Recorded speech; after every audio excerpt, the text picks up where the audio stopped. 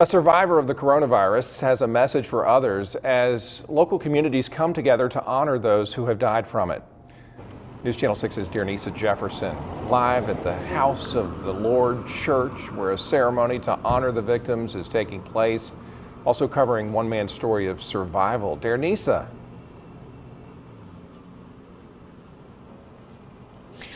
Brad, one man who had COVID-19 tells me surviving was a miracle, but many others were not as fortunate. Across the state, more than 11,000 people have died from COVID-19, including 300 here in Richmond and Columbia counties. And that's why tonight is all about remembering those lives lost. And churches just like this one will be ringing bells and lighting candles in memory of those victims.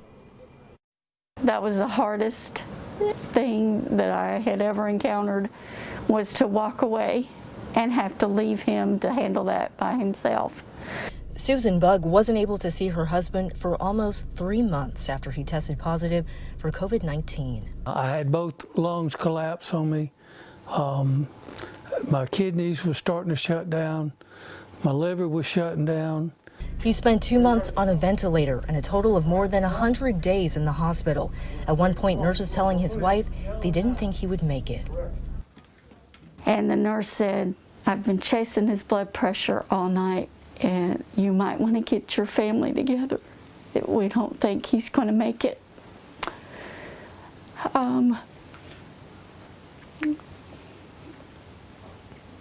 That was the most difficult moment of my life. But he survived. He calls it a miracle. I attribute all of it to God. God brought me through every bit of this. His miraculous story is one he shares with others, with a reminder to realize the seriousness of COVID-19. It's something that people need to take serious, because, you know, I was at the threshold, like I said earlier, that I could have went either way. Many weren't as fortunate as John. In Richmond and Columbia counties, more than 300 people have died from COVID-19. On Tuesday, their lives are remembered and honored through candle lighting and the ringing of bells at churches across Augusta.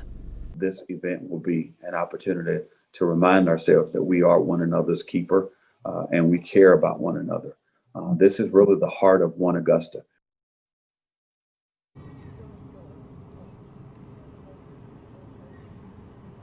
The public is invited to join this memorial service via live stream. Also tonight, President-elect Joe Biden and Vice President-elect Kamala Harris will also be honoring COVID-19 victims in a memorial service in Washington, D.C. In Augusta, Dearnisa Jefferson, WJBF, News Channel 6.